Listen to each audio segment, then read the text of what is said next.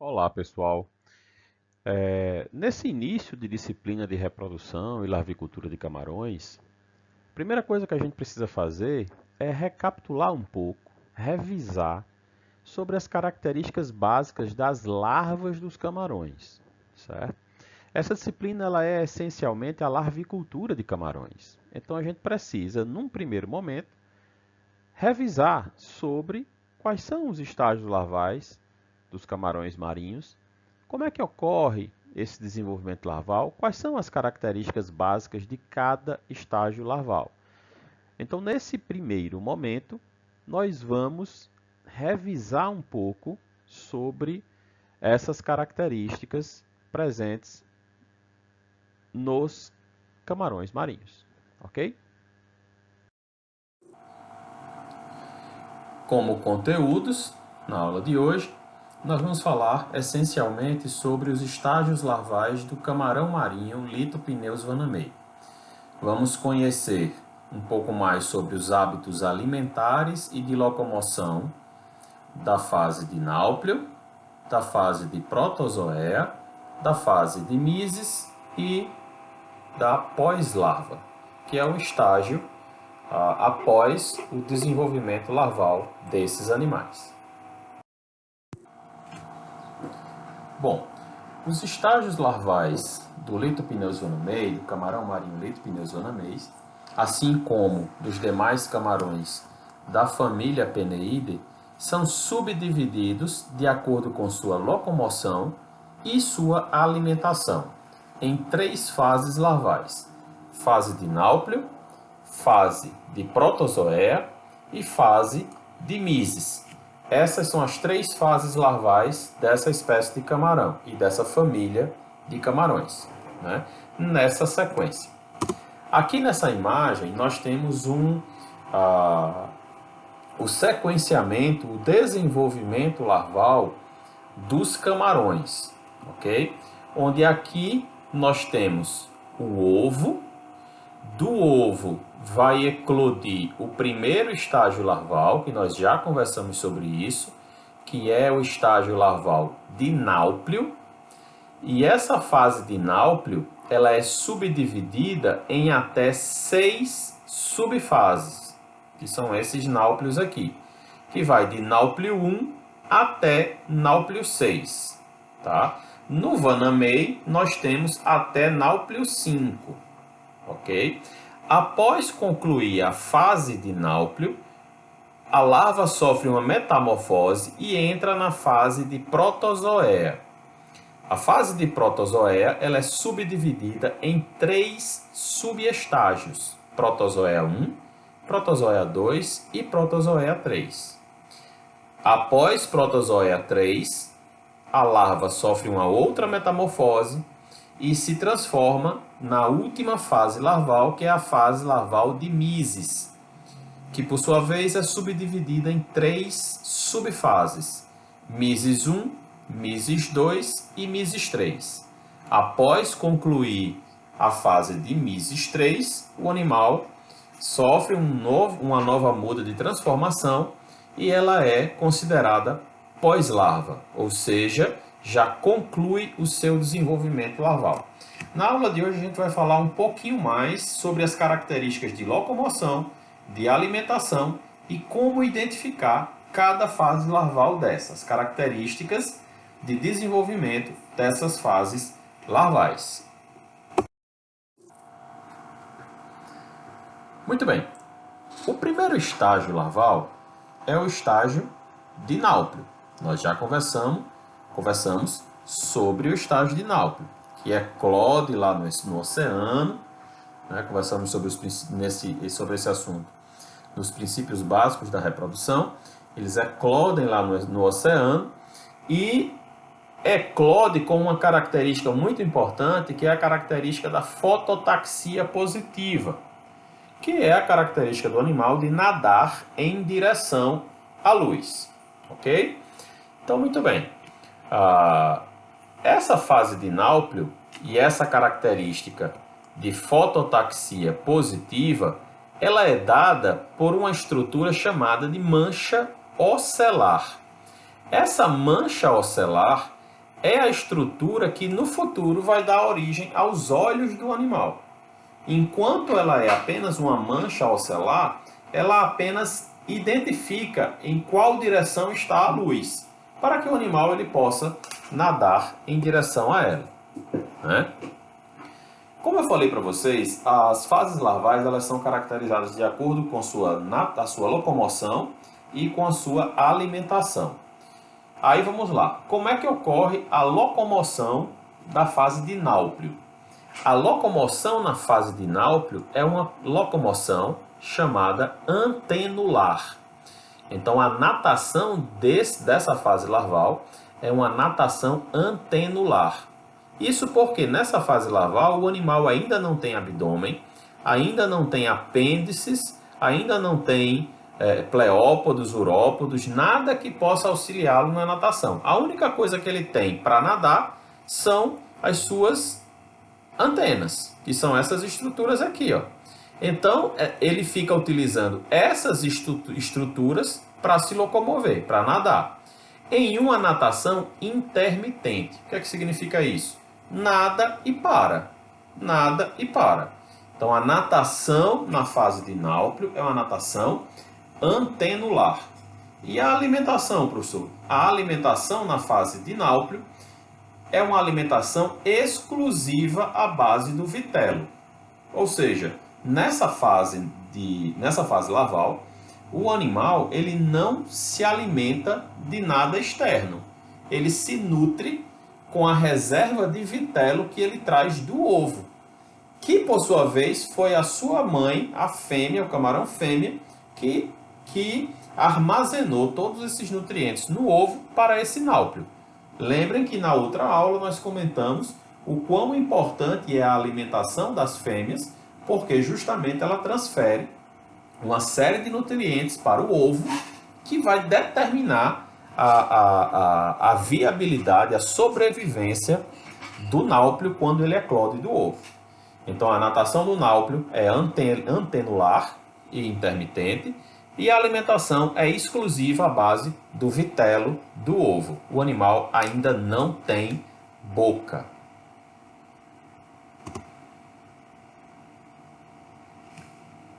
Como nós comentamos, o náuplio ele é subdividido em 5 ou 6 subestágios.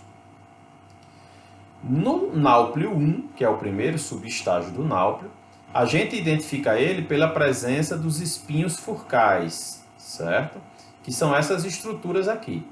E esses espinhos furcais, eles estão voltados para dentro. Ele tem uma curvatura voltada para dentro. A gente vai falar agora na próxima fase que aqui existe uma diferença entre o náuplio 1 e náuplio 2, certo? Então aqui nesse desenho nós temos os espinhos furcais voltados para dentro. A gente consegue observar também aqui nessa imagem. Já no náuplio 2, né, como está colocado aqui, náuplio 2, o que é que identifica o náuplio 2? Os espinhos furcais agora são voltados para fora. Então, náuplio 1, você tem os espinhos furcais voltados para dentro. Náuplio 2, os espinhos furcais voltados para fora. A alimentação é a mesma, a locomoção é a mesma, porque ainda está na fase de náuplio. Em náuplio 3, a gente já consegue perceber aqui, junto dos espinhos furcais, outras ramificações surgindo, que é o que a gente chama de processos furcais. Então, além dos espinhos furcais, já começam a surgir outras ramificações que são chamadas de processos furcais. Perceba que em náuplio 2 não existe, nem muito menos náuplio 1, ok?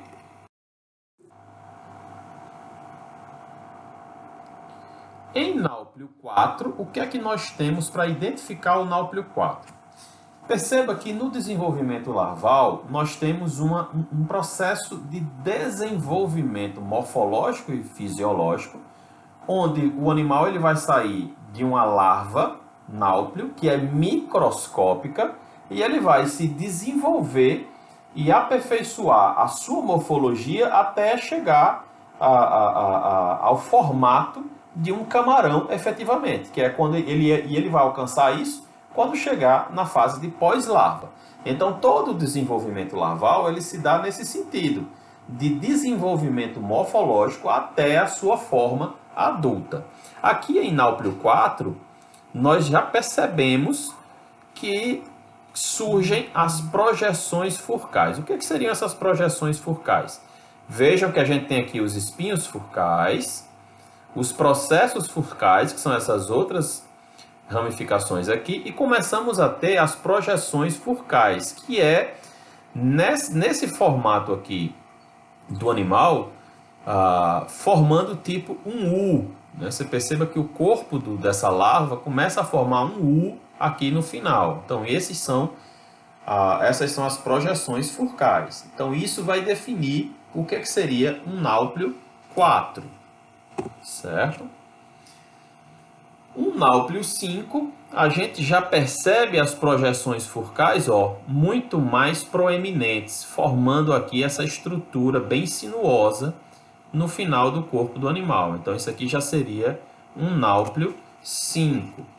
Após o Náuplio 5, no caso do Vanamei, nós já teremos uma metamorfose e ele irá se converter a protozoea, fases de protozoea. Certo? A segunda fase larval dos camarões peneídeos, no caso do Lithopenaeus vanamei, é a fase de protozoea. E aí vamos lá. Nessa fase de protozoea, como é que o animal se alimenta? Como é que o animal nada? Certo? Lembrando que nós já conversamos lá atrás que a fase de Náuplio, a fase de protozoea e a fase de mises são fases planctônicas do animal. Então, ele é um animal de coluna d'água. Ele ainda não tem o hábito bentônico, que é o hábito de caminhar sobre o solo, sobre o fundo do ambiente aquático. Ok? Nós temos aqui, então, na fase de protozoea, o que é que nós temos? O vitelo que alimentava o náuplio se esgotou. Então, antes de ele entrar na fase de protozoea, esgota a reserva nutritiva que ele trouxe do ovo. Então, encerrou a reserva nutritiva que ele trouxe do ovo e na fase de náuplio ele já não tem mais esse vitelo. Então, é a partir da fase de protozoea, melhor dizendo, a partir da fase de protozoea que ele começa a obter o alimento do meio externo, certo? Então, nesse momento, ele vai começar a se alimentar do meio externo, começando a se alimentar por fitoplâncton. Por que por fitoplâncton, professor? Pelo seguinte, o animal ele começa a obter o alimento do ambiente externo, mas o alimento ele precisa ser sempre proporcional ao tamanho da boca do animal. E como ele está ainda na primeira fase larval, na qual ele obtém o alimento de forma externa, ele ainda é um animal muito pequeno. Então, ele só vai conseguir capturar como alimento fitoplâncton. O zooplâncton, para a protozoea, seria um alimento muito grande para esse animal aqui, certo? A natação, que era antenular e intermitente na fase de náuplio, agora passa a ser abdominal. Isso porque na fase de protozoea, o animal ele já apresenta um abdômen. Então, nessa fase aqui, a natação passa a ser contínua e abdominal. Com um detalhe, ele nada de cabeça para baixo. Tá? Então, é uma natação abdominal de cabeça para baixo. Enquanto ele era náuplio, a natação era antenular e intermitente. Sofreu a metamorfose para a protozoea, surgiu a boca do animal, ele começou a se alimentar do meio externo, a reserva de vitelo acabou e a natação passou a ser abdominal, contínua e de cabeça para baixo. Certo? Aqui nós temos a imagem de um animal no subestágio protozoea 1. Então perceba aqui a diferença dessa fase larval para a fase narval de Náuplio. Qual é a grande diferença? A presença do abdômen. Então esse abdômen aqui, inclusive já segmentado, ele já é muito mais visível aqui, perceptível em protozoea. Então você identifica a protozoea pela presença do abdômen e protozoea 1 pela presença dos olhos compostos unidos. Lá na fase de Náuplio, na região próxima da cabeça, existia o pontinho que era a mancha ocelar. Essa mancha ocelar é o que determinava a percepção da fonte luminosa e, com isso, a natação do animal em direção à fonte luminosa, o que a gente já sabe que é o processo de fototaxia positiva. Aqui em protozoea, aquela mancha ocelar já são olhos compostos. Temos esse aqui, esse olho e esse outro olho. Porém, eles ainda estão unidos no cefalotórax do animal, certo? Então, isso é o que caracteriza protozoea 1. Já em protozoea 2, o que é que identifica? Olha que nós temos aqui uma diferença. Então, percebam que em protozoea 1, os olhos compostos já estavam presentes, porém, eles ainda estavam unidos no cefalotórax do animal. Aqui em protozoea 2, a gente já percebe o olho pedunculado. Então, a presença do pedúnculo já começa a acontecer aqui. O olho ele já se torna um olho pedunculado. E o surgimento do rostro, que é aquela estrutura de defesa que o animal tem no seu cefalotórax. Então, essas são as características que definem o estágio larval de protozoea 2. Em protozoea 3, o que é que nós identificamos aqui em protozoea 3?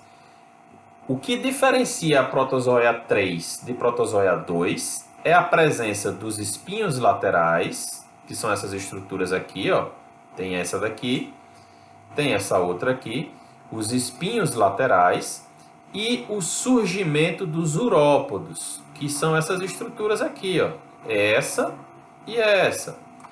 Perceba que nessa imagem não tem. Nessa imagem aqui de protozoea 2, nós só temos as projeções furcais. Nós não temos o surgimento de urópodos. Aqui nós temos, em protozoea 3, o surgimento, o início do surgimento do que vai ser os urópodos do animal, que são aquelas estruturas em forma de leme que o animal tem no final de sua cauda, no final do seu abdômen, que auxilia na sua natação. Tá? Então isso é o que define protozoea 3.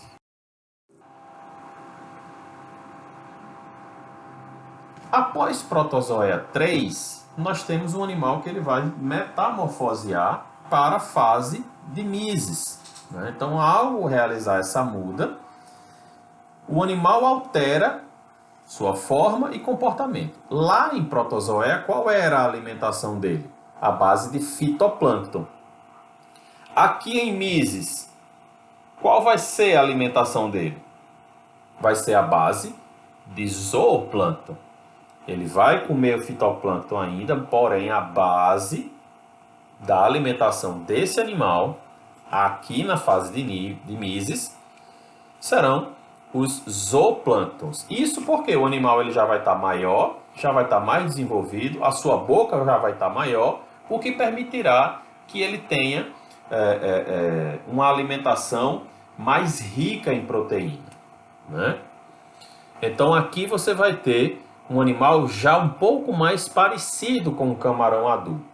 Porém, os apêndices abdominais ainda não estão formados. E o que identifica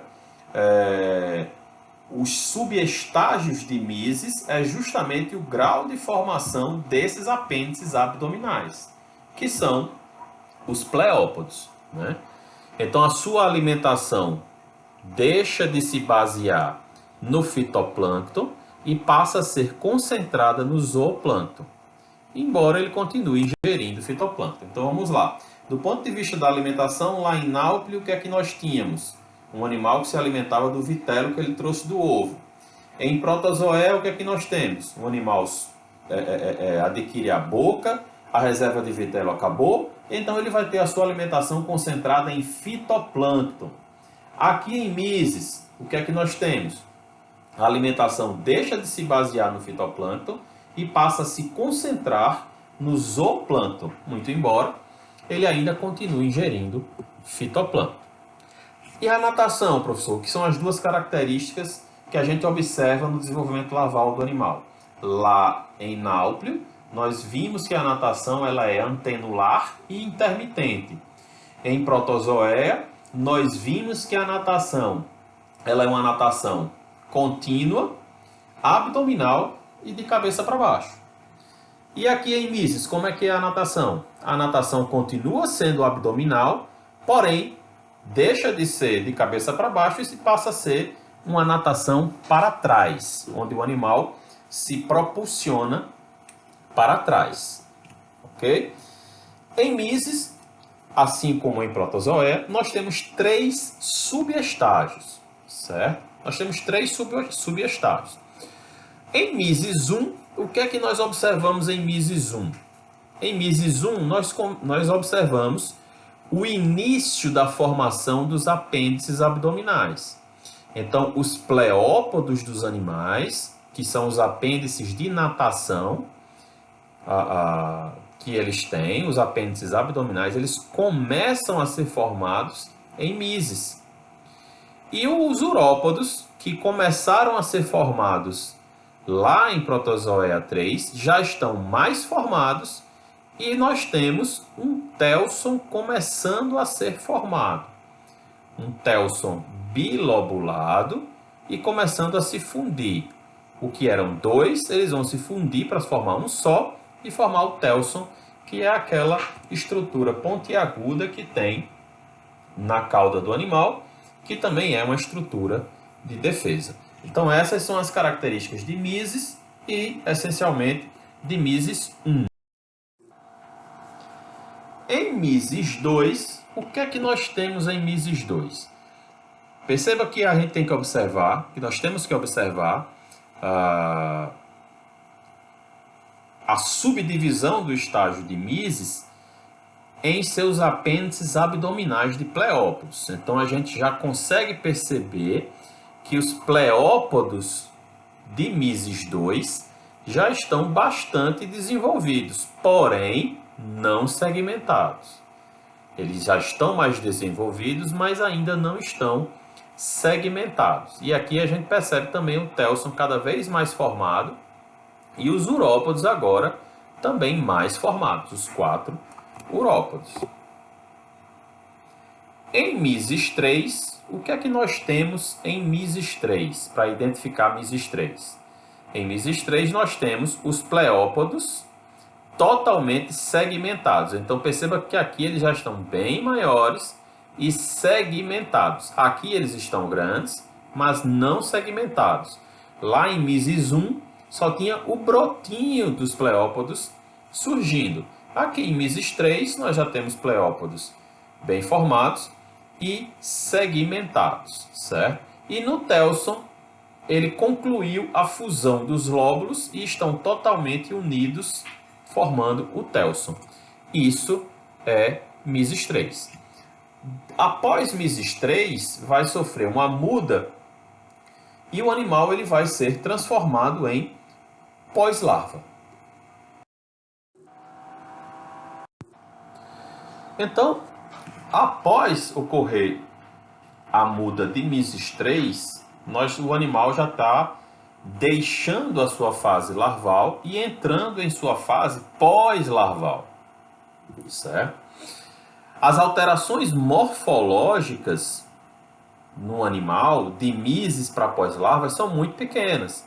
Isso porque lá em Mises 3 o telson já estava unido, os pleópodos já estavam segmentados, né? As alterações morfológicas são pequenas, então isso ele só vai estar mais desenvolvido, tá? Cada estrutura corporal dessa, morfológica dessa, vai estar um pouco mais desenvolvida. Então, morfologicamente, você não tem muita diferença. Porém, existem alterações significativas no comportamento do animal. Lembrem-se que eu falei para vocês que toda a fase larval do animal, ele era planctônico, ou seja, ele nadava na coluna d'água. Quando ocorre a metamorfose de Mesis 3 para pós-larva, essas passam a ser bentônicas, as pós-larvas passam a ser bentônicas. Então o animal ele já começa a ficar aderido a substrato. Ele caminha no fundo do tanque, ele adere a substratos e fica preso caminhando nessas estruturas. Então ele tem alterações significativas do ponto de vista comportamental, passando de um animal planctônico para um animal bentônico. E aqui nós temos as imagens de uma pós-larva, que você percebe que tem pouca diferença para a fase de mises, né? Pleópodos segmentados formados, e aqui ele já tem uma aparência de um camarão adulto, porém muito pequenininho ainda, né? E a classificação das pós-larvas ela é feita com base no número de dias decorridos da metamorfose para pós-larva. Então você tem de mises 3, o animal sofre uma metamorfose para pós-larva. E aí você identifica que esse animal começa a caminhar no fundo, está aderido nas paredes do tanque, ou tela, ou qualquer substrato que tenha dentro desse tanque. Ali você tem PL1. O que significaria dizer PL1? Que o animal ele tem um dia após a sua metamorfose para pós-larva. PL2, 2 dias após a sua metamorfose para pós-larva. E assim sucessivamente. Na carcinicultura, as larviculturas fornecem para as fazendas de engorda PL 10 a 12. Né? Ou seja, são pós-larvas que têm 10 dias após a sua metamorfose de mises 3 para pós-larva. Então, esse é o tamanho do animal que é comercializado na carcinicultura. PL10 até PL12. E o que é recomendável para os produtores que trabalham na parte de engorda. Ok? Antes disso, antes de PL10, ainda existem estruturas do animal que ainda não estão completamente formadas. Como, por exemplo, as brânquias dos animais. Então, uma pós-larva antes de 10 dias, ela ainda tem as suas brânquias pouco formadas. Por isso que o ideal é que se adquiram pós-larva PL11, PL12, esse é o ideal. PL10, 11 ou 12, que aí você vai ter pós-larva com brânquias melhores formadas. E isso é importante por quê? Porque é através das brânquias que o animal ele vai conseguir se aclimatar, digamos assim, às novas condições de água que ele vai ser povoado, que ele vai ser estocado, né? É quando ele vai conseguir se osmorregular, é quando ele vai conseguir se ionorregular a uma nova circunstância, a um novo ambiente. Ok? Então, isso é o que eu tinha preparado para vocês, de informações preliminares e básicas sobre os estágios larvais e o seu desenvolvimento larval. Espero que vocês tenham aproveitado a aula. Qualquer dúvida é só entrar em contato comigo. Um grande abraço para vocês.